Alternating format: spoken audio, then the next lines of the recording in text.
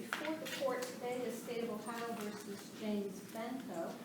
Each party will have 15 minutes to present its arguments. The appellant may reserve up to 5 minutes for rebuttal. If you wish to do so, let me know when you take the podium, and I'll do my best to watch that time for you and keep you apprised of your time. The arguments are being visually and audibly recorded to be posted online, so please keep your voices up and stay behind the front podium. We've read your briefs and we are ready to proceed when you are.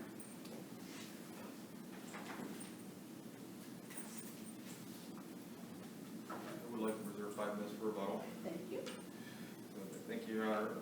May it please the court, I'm Stephen Canada. I represent the appellant James Benko. This case is just simply about restitution. Mr. Benko had pled no contest to stealing from his brother, but this appeal is about the lack of competent, credible evidence that was presented to support the restitution order. And the case law is very clear, especially from this district, that the restitution order must be supported by competent, credible evidence in the record in which the trial court can discern the amount to a reasonable degree of certainty. And so even though the rules of evidence don't apply to restitution hearings, that doesn't relieve the trial court of this obligation to make sure that competent, credible evidence is presented. And in this case, it wasn't. It was just self-serving testimony by the victim as to the value of his coin collection. And because it was a coin collection, that's a very specialized area. You can't go on Amazon.com or on eBay and readily ascertain, what the competitive prices are for coin collections.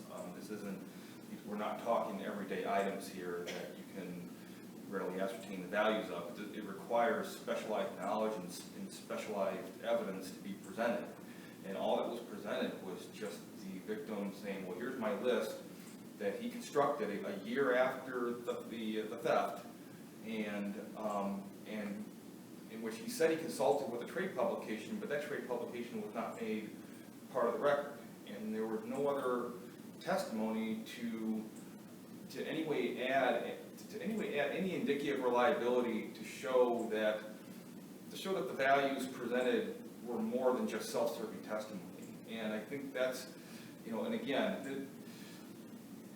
the rules of evidence may not apply in restitution hearings, but competent, credible evidence has to mean something more than just self-serving testimony. Anybody can just walk into court and say, oh, it's worth, my property's worth such and such, but there's got to be some objective evidence to back that up with, to at least add some substance, some substantial backing to that to show that the testimony is reliable, and that wasn't done here.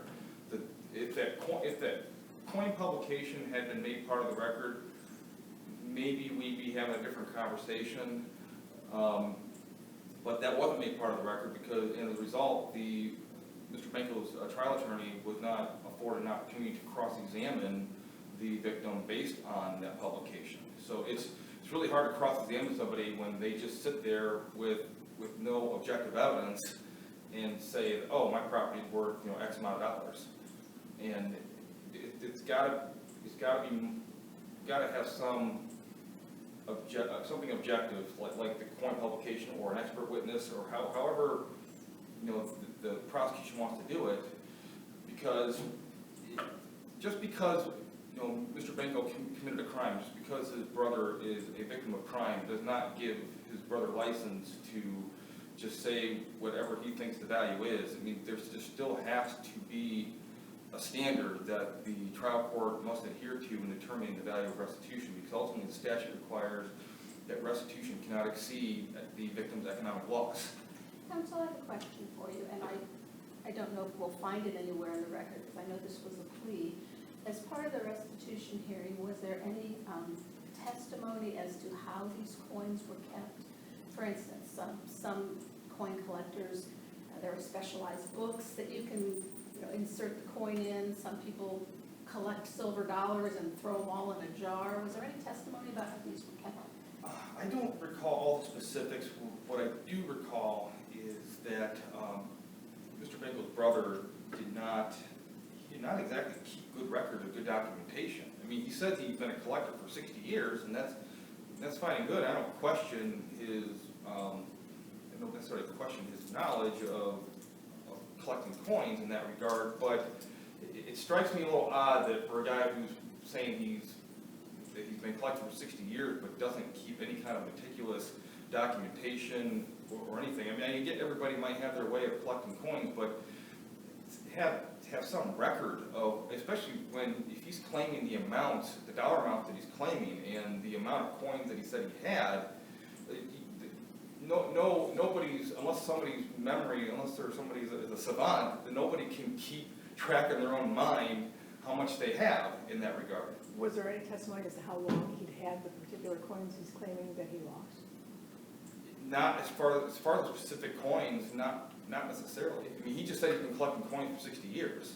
Was he qualified as an expert in coin collecting at all? Was there any evidence as to what his knowledge of coin collecting was?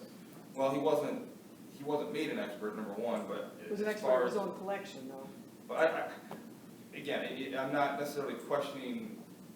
I don't think he can be an expert because he's the interested party, the victim in this case. But on the other hand, certainly he may be knowledgeable, but at the same time, when we're talking about competent, credible evidence, like you would think that somebody that knowledgeable, would keep good records, especially. And then he was asked about whether he had insurance on the coins, and he said, "Oh, it's too expensive." But at the same time, I don't know of any insurance company that would insure property without some kind of reliable requisite appraisal documentation or some kind of reliable record keeping. And I mean, so if we were to change the facts a little bit, let's say there was a house fire and these coins perished in the house fire, based on the evidence presented in trial, I mean, would any insurance company accept just a self-serving testimony of the property owner saying, "Oh, my property is worth this much"? And before an insurance company is going to open up their wallet, they're going to say, "Well, show us some documentation, show us some records to say that you have this and that this is a reliable value." And and again, the restitution hearing does not necessarily have to meet the rules of evidence or even meet the standard that would be required in a civil suit. If Mr. Benko's brother were to sue him civilly for the property loss, I mean, the restitution hearing doesn't.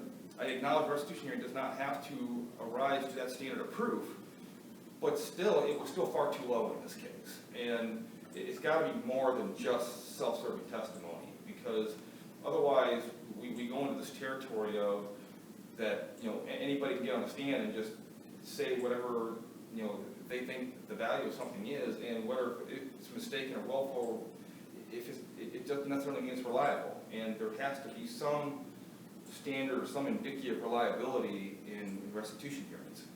And it just because, I mean, as much as crime victims deserve to be listened to and taken seriously, that doesn't necessarily mean they always have to be automatically believed on every single thing they say. And that's why we have courts, that's why we have hearings, that's why we have trials, to flush out those facts and to make sure that the court gets evidence and facts that are reliable. So this is a no contest plea to an F4 theft charge. So is there anything before the restitution hearing in the charging document regarding the value on the theft? I noticed we are at the felony level, so I'm just wondering what else is out there that the trial court may have known about at the time of sentencing. Well, as far as I mean, F4, I believe, was between $7,500 and $100,000 values. That's a pretty wide. Sure, I just wondered if there's something else in Not there. to my knowledge. And typically, when I've seen indictments done in this county and in the neighboring counties, like the indictments typically don't get specific as to the dollar amount. They will specify the range so that the charge can qualify for the degree of the offense. So, but given the wide gap between $7,500 and $100,000. And was there a pre-sentence investigation prior to this restitution hearing? I have to double check the record. Just wondering if there's information in that document. Not that I know of. As far as I've ever, known and practicing at that level, at the trial level, that the probation officers are not going to exactly concern themselves with the exact dollar amount. They're more concerned with the offender's history, and they're providing the court information as to the likelihood of the offender, perhaps the likelihood of them offending if they were on probation. And so the PSI is really about what's the offender's suitability for probation, not necessarily concerned as what the exact dollar amount that the victim is entitled to. And so that's why the restitution hearing was held, for the judge to decide. And I'm here to say that there just was not enough objective, reliable evidence, competent, credible evidence to warrant the award. And so what we're asking for is that this be remanded for a new hearing, and that the state be required to present just something better than what they did, something more than just self-serving testimony by the victim. You're a little less than 5 minutes. Okay. If you want. I'll reserve that time. Oh, no. Thank you.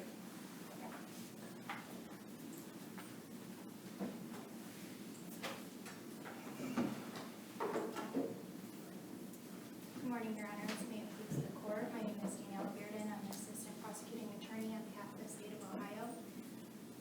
An order of restitution must be supported by competent, credible evidence.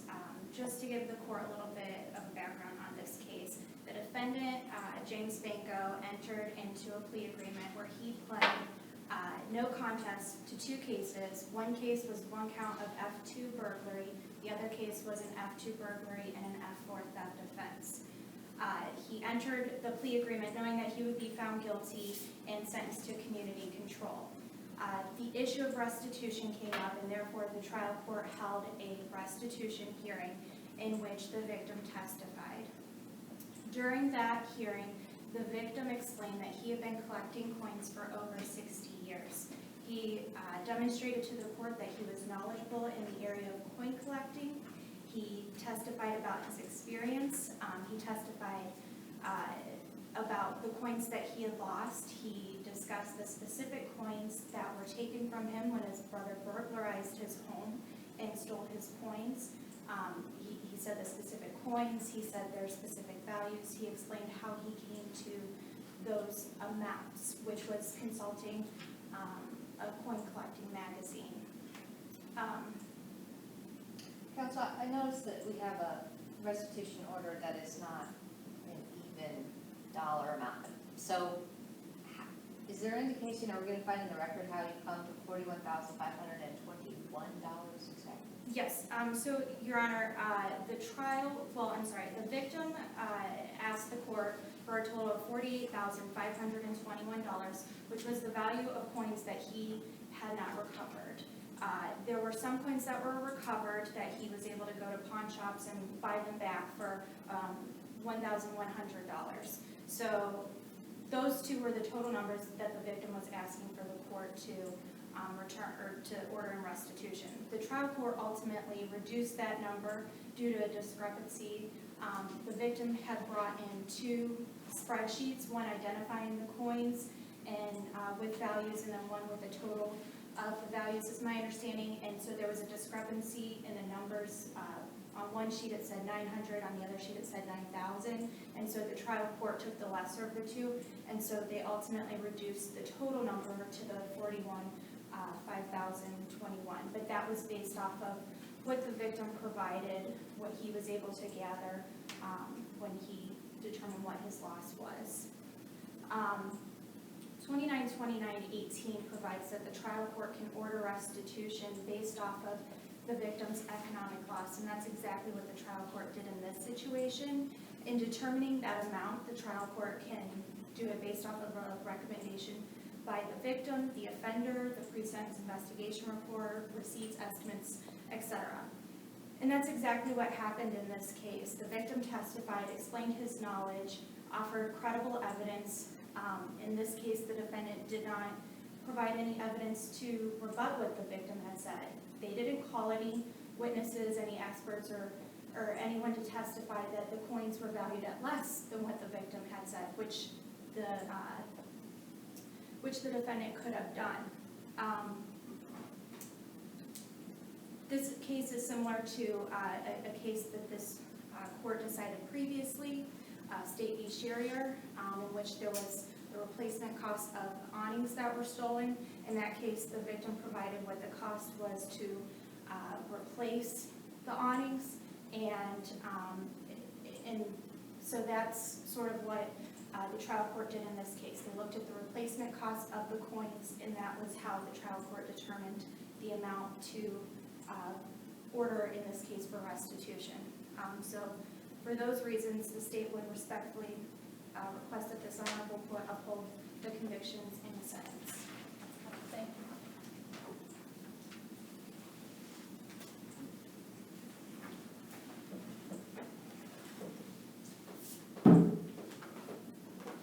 I think Judge Nedley had a question maybe just before. You had asked it before you sat down, to ask in this court to remand for a new hearing on restitution.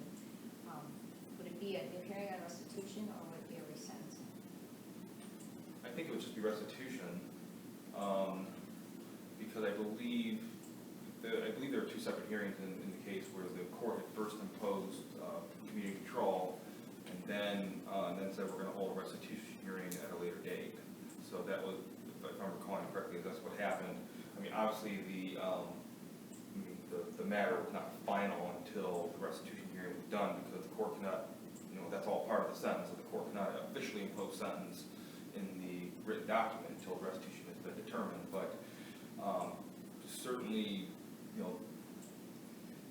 I guess I didn't really think through whether this would necessarily reopen the entire sentencing matter, but because we're only looking to just reopen the restitution aspect of it, my client has no objection to the community control. So it's just the amount of money that he's been ordered to pay, and that's just what he disputes. And so it's the burden's on the state to present competent, credible evidence as to the amount that the victim's entitled to. And in which, the second district, in which I think in this court has made a similar pronouncement in State v. Ford in 2013, but the second district in State v. Webb had said, to achieve a reasonable degree of certainty, there must be evidence to substantiate the victim's claim loss. So all there was presented in the trial court was just the victim making his claim, in which he presented a list that he hand wrote a year after the theft, and then his Excel spreadsheet that he constructed on his own as well. And so there was no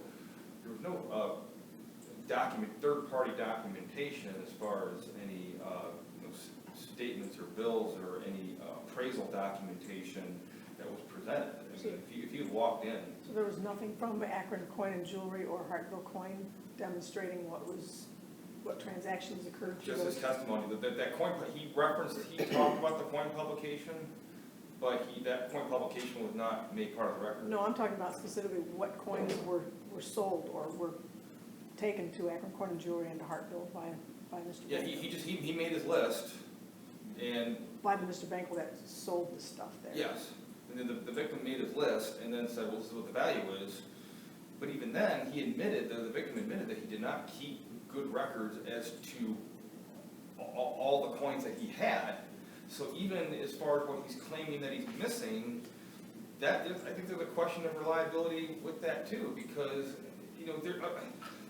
the victim, as a property owner, the victim has some responsibility as a property owner to keep good records of his property, especially if he feels that it's of high value. And I think there's if you don't take care of your property and then something happens to it, and you can't, you don't have the records, didn't keep good records of what the value is, some that responsibility's got to somehow fall on the property owner. And because ultimately it's about what can be proven. Otherwise, if we don't hold anyone's feet to the fire as far as what they can prove as far as property value, then anybody can just walk into a court and say, oh, it was worth this much, and there's nothing to in any way substantiate it or question it. It's all self-serving testimony, and that's not how our legal system is supposed to operate. The courts have to have some kind of objective, reliable evidence. So since that wasn't done, we're asking for a new restitution hearing to be conducted, and that the state be made to present more objective, reliable evidence, competent, credible evidence, something that's beyond the victim's self-serving testimony, so that we can have a restitution number that everybody, especially the public, can feel more confident about. Thank you. Thank you. Thank you both for your presentations. The court will take the matter under advisement, issue its written decision, which will be mailed to both sides, as well as posted on our website and the website of the Ohio Supreme Court.